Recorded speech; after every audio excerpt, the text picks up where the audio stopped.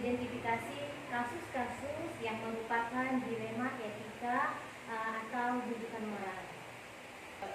Pola cara saya menyikapi etika guru-guru, katakanlah kita punya 20 rekan kerja ya, dengan 20 karakter. Saya sebagai seorang pemimpin tidak bisa menyamakan dalam menghadapi personal guru. Tentu saya harus pelajari dulu dengan studi kasus tadi. Bagaimana Ibu menjalankan pengambilan keputusan itu? Ya, jadi ketika pemecahan masalah tentu ada sebuah kasus dulu, tentu ada sebuah masalah itu.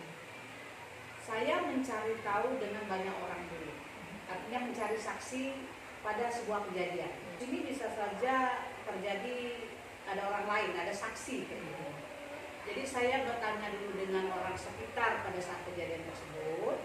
Setelah fit informasi yang melalui investigasi yang saya lakukan, baru saya panggil satu persatu dulu personalnya. Ibaratnya itu kenapa, ada apa, alasannya apa, kenapa, mengapa, kayak gitu. Nggak mungkin kan sesuatu masalah itu terjadi begitu saja, pasti ada alasannya. Nah, setelah si A kita panggil dengan jeda waktu yang berbeda atau hari yang berbeda, saya panggil lagi si B. Kayak gitu. Nah, dari dua persepsi ini nggak mungkin mereka mau mengalah, tentu mau menang semua kan. Nah, dari pengambilan keputusan saya PR dulu, Bu Ratna. Saya PR dulu, saya pelajari dulu dengan latar belakang Ibu A ini gimana sih orangnya, Ibu B ini bagaimana. Nah, akhirnya saya panggil dua-duanya setelah mereka berdua ini merasa sudah dingin, sudah sama-sama tidak ada lagi rasa egois, sama-sama ingin menyelesaikan masalah, baru saya undang dua-duanya untuk saling memaafkan. Nah, jadi di sini bisa saya rangkum. Jadi Ibu sebelum mengambil keputusan itu, Ibu mencari fakta dulu. Iya, saya cari fakta dulu. Iya, mencari tahu dulu kebenaran atas itu bagaimana, baru ada Ibu mengambil keputusan. Oke, baik Ibu. Nah, untuk langkah-langkah dan prosedur yang biasa Ibu lakukan, apa saja? Ya itu tadi. Saya belajar dulu tentang diri saya sendiri dulu. Kalau saya jadi dia, nggak mungkin bisa begitu. Kalau saya jadi si B, mungkin manusiawi kalau dia begitu. Sekarang dari contoh yang saya lakukan untuk diri saya sendiri, saya bikin PR buat permasalahan guru dengan saya tidak mengejas bahwa ini bisa terjadi karena dia salah, tidak. Semua ada sebab akibat. Nah, jadi kesimpulannya, langkah-langkahnya adalah setiap permasalahan saya studi kasus dulu, saya jadikan PR, kemudian meretas, melihat sisi positifnya dari segala pandang sudut, baru saya ambil keputusan.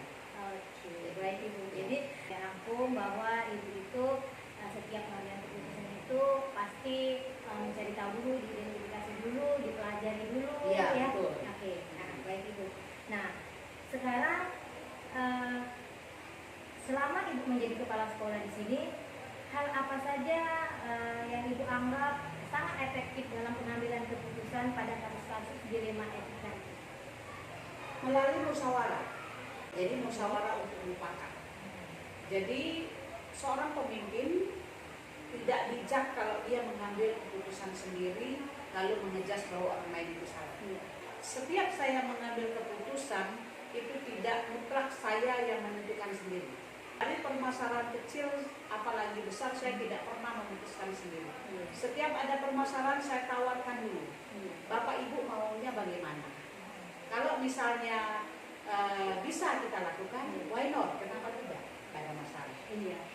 Oke, baik Ibu. Ya, jadi efektifnya dengan musyawarah. Oke. Nah Ibu, tantangannya Bu, apa saja yang Ibu rasakan menjadi tantangan selama? Banget, sangat besar tantangan itu ya. SD kita ini kecil, ada di pinggir sawah, gitu ya. Tetapi tantangan ini lebih besar dari teman-teman saya yang bertugas di sekolah besar di mana siswanya ribuan. Saya harus menghadapi lingkungan masyarakat sosial yang ekonominya menengah ke bawah. Artinya saya harus pandai menyikapi, saya harus paham kekurangan mereka, saya harus paham siswa ini tidak bisa kita bentuk seperti ini karena kekurangan ekonomi tadi. Itu ya. Kemudian saya harus belajar bijaksana menyikapi wali siswa yang kita nggak bisa semau kita. Tantangan lagi dengan guru-guru. Tidak semua guru yang mau sevisi dan satu misi dengan saya. Jadi tantangan yang besar itu bagaimana seorang Dewi, sanggupkah kamu memimpin 230 menjadi lebih baik? Dan ini sudah katakanlah mau berhasil gitu ya. Karena dalam hidup saya, Bu Ratna, saya sangat menyukai tantangan. Dari zaman sekolah saya sangat menyukai tantangan. Tantangan tadi adalah pada murid, Iya, semuanya di sini, karena semuanya. itu tidak sama visi dan misinya, tapi yang jadi tantangan itu untuk menyamakan. Iya. Oke, baik. Nah, di dalam kasus dilema etika ini, apakah Ibu memiliki jadwal tertentu untuk menyelesaikan masalah atau menyelesaikan masalah itu pada waktu itu? Waktu.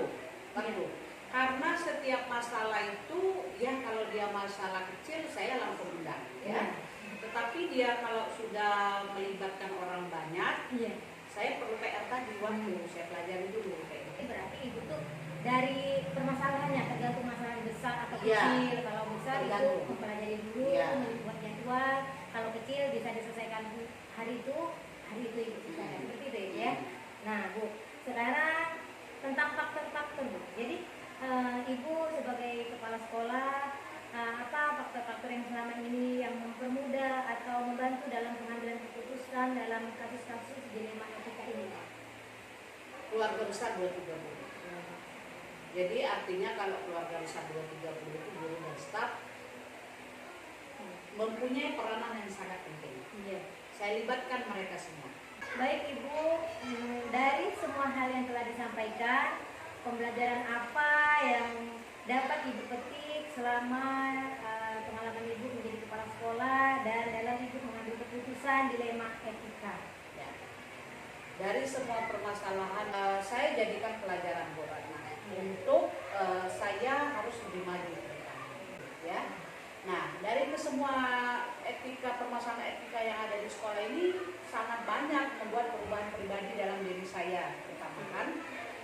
Yang pertama, saya belajar lebih dewasa dalam berpikir dan bertindak. Dengan semua permasalahan itulah saya dituntut untuk menjadi kepala sekolah yang santun dalam menyikapi permasalahan.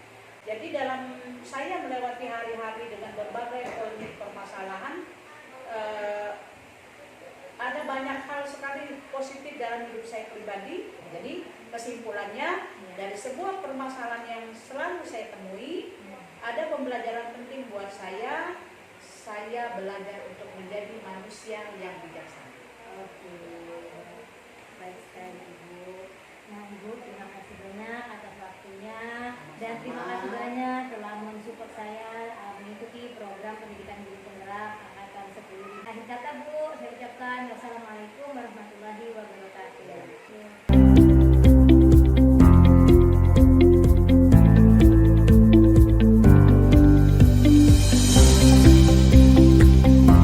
Assalamualaikum warahmatullahi wabarakatuh. Waalaikumsalam warahmatullahi wabarakatuh. Selamat pagi Ibu, apa kabar hari ini? Alhamdulillah, luar biasa. Allahu Akbar. Amin. Nah Ibu, sesuai kesepakatan kita pada hari ini saya akan melakukan wawancara kepada Ibu. Tapi sebelumnya ada baiknya Ibu memperkenalkan diri dulu sekarang. Baik, terima kasih. Perkenalkan, saya Lydia Puspita SPD. Alhamdulillah mendapat amanah menjadi kepala sekolah SD Negeri 169 Palembang, sudah masuk tahun kedua. Oke, baik Ibu, langsung saja ya Ibu. Di sini saya ke pertanyaan pertama. Selama menjabat sebagai kepala sekolah, sebagai pimpinan di sekolah yang Ibu pimpin, bagaimana Ibu dapat mengidentifikasi kasus-kasus yang merupakan dilema etika atau bujukan moral? Seperti yang kita tahu, dilema etika merupakan situasi sulit di mana kita harus menentukan pilihan yang kedua-duanya benar. Sedangkan didikan moral itu situasi di mana dihadapkan pada satu masalah, yang satu benar dan yang satu salah. Kemudian kita itu harus mencari akar masalah dalam kasus yang kita hadapi. Oke, Ibu, baik. Nah, Ibu, selama Ibu menjadi pimpinan di sekolah ini, bagaimana Ibu menjalankan pengambilan keputusan di sekolah Ibu, terutama untuk kasus-kasus di mana ada dua kepentingan yang sama-sama benar atau sama-sama mengandung nilai kebajikan? Yang pertama itu yang pasti kita mencari, mengidentifikasi kasus tersebut. Setelah itu kita cari solusi yang terbaik untuk menyelesaikan kasus agar tidak memberatkan kedua belah pihak dan tidak berat ke salah satu pihak. Kemudian juga tidak merugikan pihak lain, yang sesuai dengan norma-norma dan nilai-nilai kebajikan yang kita tahu. Oke, baik Ibu. Nah, untuk langkah-langkah atau prosedur yang seperti apa yang biasa Ibu lakukan selama menjadi pemimpin? Langkah-langkah yang dilakukan dalam pengambilan keputusan itu yang pertama itu mengidentifikasi masalah, kemudian mengenali siapa saja yang terlibat dalam kasus tersebut, lalu mengumpulkan fakta-fakta yang relevan dan menguji kebenarannya itu dengan menguji legal dan uji regulasi. Kemudian kita buat keputusan yang terbaik, lalu kita refleksi hasilnya untuk jangka panjang. Wah, baik Ibu ya.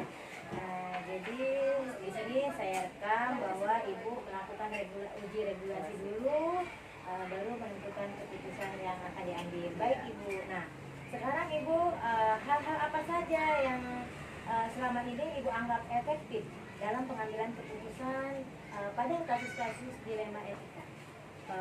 Hal efektif yang biasanya dilakukan itu mengacu pada 3 prinsip ya. Yang pertama itu berpikir berbasis hasil akhir. Kemudian berorientasi pada aturan yang benar dan mengutamakan rasa kepedulian kita. Oke, baik Ibu. Jadi berdasarkan 3 prinsip ya Ibu ya. Nah Ibu, hal-hal apa saja yang selama ini merupakan tantangan dalam Ibu menentukan keputusan pada kasus-kasus dilema etika? Tentu saja kita menemui tantangan dalam pengambilan keputusan itu. Kadang sesuatu yang sudah kita anggap benar, yang sudah kita anggap baik, yang sudah kita ambil dari musyawarah bersama dengan rekan-rekan guru atau yang lain, terkadang ada yang kurang plong di hati dari hasil keputusan yang sudah kita ambil. Oke Ibu, iya.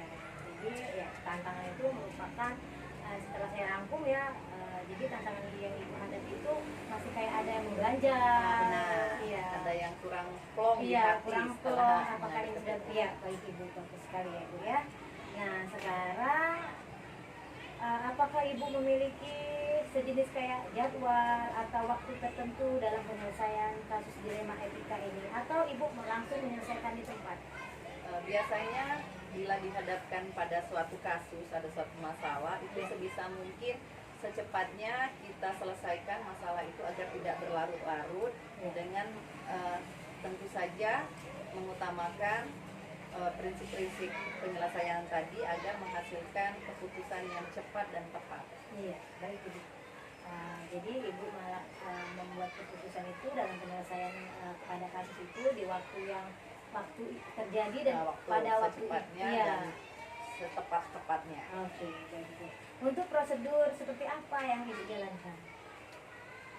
Biasanya kami itu melakukannya dengan mengidentifikasi tadi, kemudian mencari suatu masalahnya, kemudian didiskusikan dengan orang-orang yang berkaitan dengan kasus itu agar tidak salah langkah dalam pengambilan keputusan. Ini masih ada ya. Jadi dalam pengambilan keputusan itu adalah Ibu menentukan pengambilan keputusan berbasis berdasarkan kebajikan universal. Nah, adakah seseorang atau faktor-faktor yang selama ini mempermudah atau membantu Ibu dalam pengambilan keputusan dalam kasus dilema etika?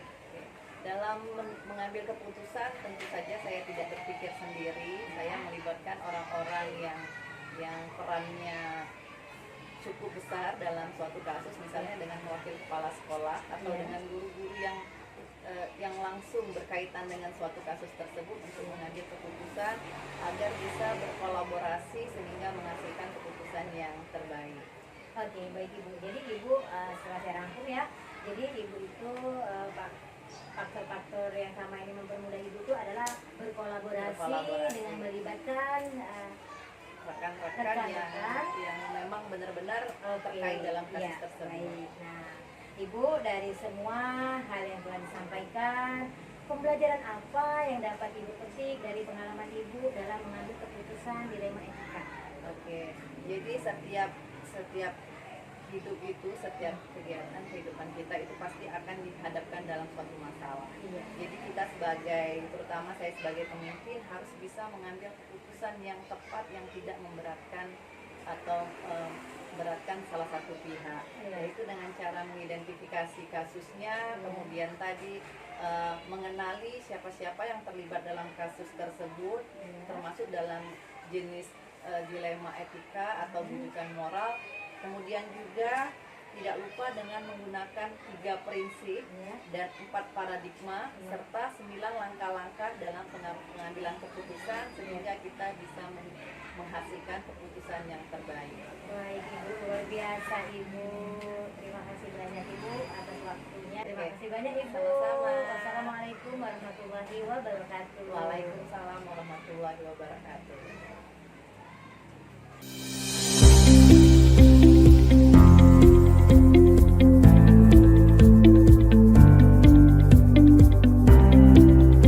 Assalamualaikum warahmatullahi wabarakatuh.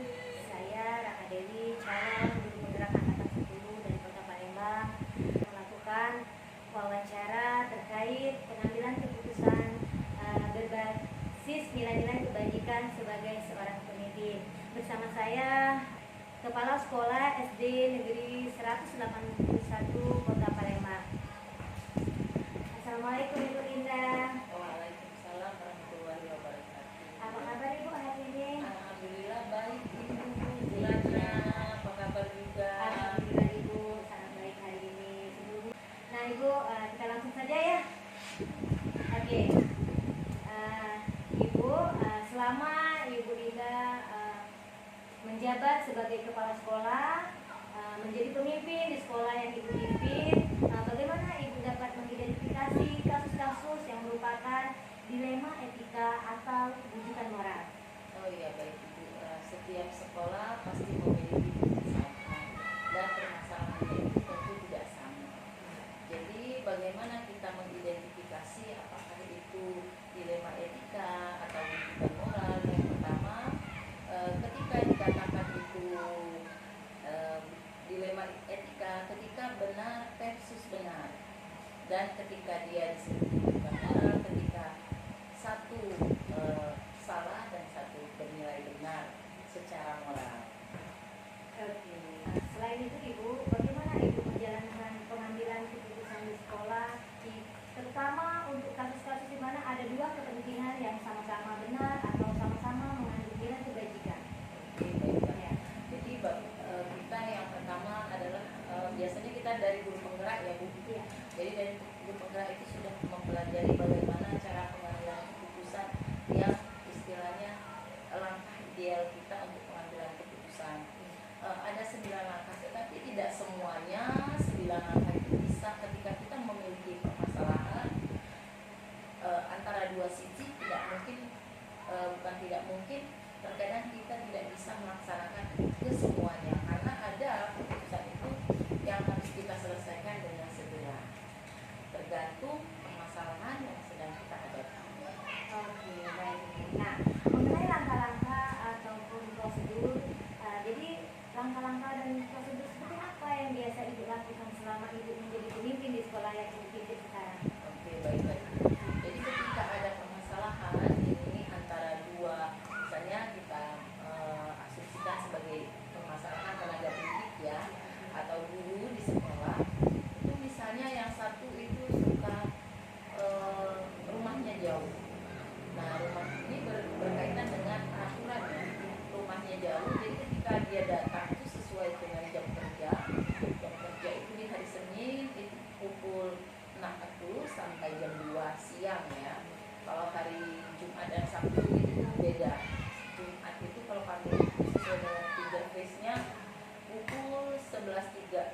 11.30 di hari Jumat dan 12.30 di hari Sabtu. Nah, untuk permasalahannya, guru yang rumahnya jauh tentu saja tidak bisa pulang balik karena waktu, karena juga menghemat biaya gitu kan. Jadi guru yang rumahnya jauh ini tidak bisa sama seperti dengan rumah yang dekat. Jadi yang dekat tadi punya juga alasan bahwa mereka punya anak bayi di situ yang harus disusui atau juga sedang merawat orang tua yang sedang sakit. Nah, kedua permasalahan ini sebenarnya sama-sama benar. Yang satunya lagi dia benar, dia melaksanakan tugas sesuai dengan jam kerjanya di sekolah. Sementara ya sisi lainnya ini seorang tua juga memiliki kewajiban terhadap keluarga. Nah, di sini kita akan mencari solusi bagaimana solusinya agar di situ tidak ada lagi kepincangan-kepincangan. Bagaimana cara kita mengatasinya? Biasanya saya mengatasi hal permasalahan tersebut itu biasanya dengan cara menganalisis dulu permasalahannya bagaimana ini, masalahnya ini apa sebabnya. Jadi saya cross check dulu, cross check dari versi A dan versi B. Kemudian yang kedua, saya mengidentifikasi siapa saja yang terlibat di situ. Apakah A dengan B atau A dengan B, C, D, E gitu. Kemudian yang ketiga, kita sekarang kalau berkaitan dengan aturan, kita ada interface ya, ada data yang bisa di print out sebagai data keterlambatan atau kepulangan atau ketidakhadiran gitu. Juga berdasarkan pengamatan. Jadi fakta itu berdasarkan pengamatan. Kemudian yang ketiga itu dari informasi tentunya. Kemudian yang keempat itu menguji apakah yang dilakukan oleh kedua belah pihak ini bertentangan dengan peraturan hukum misalnya nih ya. Menunjukkan keprofesionalan enggak gitu. Kemudian kita hubungkan juga lagi dengan perasaan. Gimana nih perasaannya kalau kita menjadi seorang ibu terus meninggalkan anak, anaknya nggak bisa disusuin gitu. Jadi di situ ada yang sedang bertarung dengan diri kita. Kemudian juga kita juga bisa bertanya kepada senior-senior kita sebagai kepala sekolah yang lain gitu ya. Kemudian juga kita setelah tadi kita juga berpikirnya ketika kita mau mengambil keputusan itu nanti endingnya bagaimana ke anak. Kalau anak sering ditinggal terus apa nggak bahaya kata orang sekarang ya. Atau juga kita punya jam wajib berada di sekolah itu 37. Kalau tidak hadir berarti sudah istilahnya kita korupsi kecil-kecilan. Nah, kemudian rasa peduli tadi, kembali ke rasa peduli kita bahwa selagi itu masih bisa kita berikan pemahaman kepada misalnya individu yang lain bahwa kita ini semua nantinya akan pernah pada posisi seperti itu. Nah, kemudian baru kita membuat keputusan. Nah, keputusan yang kita ambil ini tidak seyogyanya menyenangkan. Nah, tidak bisa juga mengcover semua keinginan, tetapi setidaknya ketika kita sudah mengumpulkan bukti, fakta, terus kita berbicara dengan komunikasi yang baik, walaupun itu mungkin tidak membahagiakan satu di antaranya, tetapi setidaknya itu adalah jalan yang terbaik. Baik Ibu Dina ya. Nah, jadi kalau boleh saya rangkum, jadi yang langkah-langkah itu tadi sudah disampaikan ya. Jadi di sini ada saya ringkas ya. Jadi berdasarkan kondisi, terus diidentifikasi, di cross check, terus pihak yang terkait juga atau yang terlibat, diidentifikasi fakta yang relevannya, dan juga bertanya kepada yang bersangkutannya. Nah, di sini setelah saya perhatikan mengikuti langkah 9 langkah-langkah dalam pengambilan keputusan yang Ibu Dina terapkan. Oke, baik Ibu. Nah, jadi Ibu, menurut Ibu Dina yang paling efektif dalam pengambilan keputusan pada kasus dilema etika ini hal-hal apa saja? Jadi untuk langkah efektifnya kalau menurut saya ketika ada permasalahan itu tidak bisa langsung Misalnya A dengan B langsung ditemukan. Ya. Jadi kita harus mendengarkan versi A, mendengarkan versi B, baru kita identifikasi. Jadi kita nggak bisa langsung. Kemudian kita pakai metode coaching. Jadi seseorang itu tidak langsung apa ya namanya, tidak langsung seperti dihakimi. Jadi coaching mengobrol apa sih masalah yang sedang terjadi, kira-kira bagaimana secara penyelesaiannya. Oke, baik. Nah, Ibu ya. Nah, jadi selanjutnya Bu ya, mengenai tantangan. Nah, hal apa saja yang selama ini merupakan tantangan dari Ibu mengambil keputusan pada kasus-kasus dilema etika ini? Biasanya tantangan ini kembali ke kesepakatan. Misalnya setelah kita mengambil keputusan dan sudah disepakati bersama, terkadang kita itu tidak konsisten untuk menyepakati secara konsisten juga gitu. Terkadang jadi perlu pemantauan, perlu evaluasi, perlu refleksi. Oke, ya, baik Ibu ya. Ada lagi Bu nih. Sekarang apakah Ibu memiliki sebuah jadwal tertentu dalam sebuah penyelesaian kasus dilema etika, atau apakah Ibu langsung menyelesaikan di tempat, atau Ibu memiliki jadwal untuk menyelesaikannya, misalnya bentuk atau prosedur seperti apa yang Ibu jalankan? Baik. Jadi ketika permasalahan itu seyogyanya kita cepat selesaikan, ya. Jadi memang ada juga permasalahan itu setelah kita identifikasi harus segera, nggak bisa ditunda lagi. Ada juga permasalahan itu perlu dianalisis dulu, perlu dulu waktu. Kalau untuk penjadwalan biasanya kalau permasalahan ini menyangkut banyak orang atau banyak keputusan yang akan diambil mendengarkan, itu kita jadwalkan sesuai dengan jadwal rapat yang 1 bulan 1 kali. Ya, baik Ibu ya. Jadi sesuai dengan permasalahan atau kasus yang sedang dihadapi Ibu ya. Oke.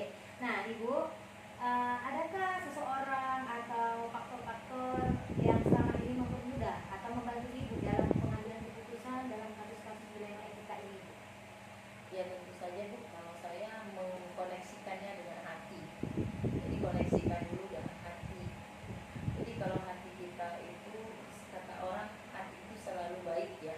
Jadi kita selalu baik dan berupaya kita supaya berpositif thinking terhadap seseorang, bahwa semua orang itu pernah melakukan kesalahan dan semua orang itu bisa dapat mengubah perilakunya saja diperlakukan secara baik juga. Wow, Ibu luar biasa Ibu.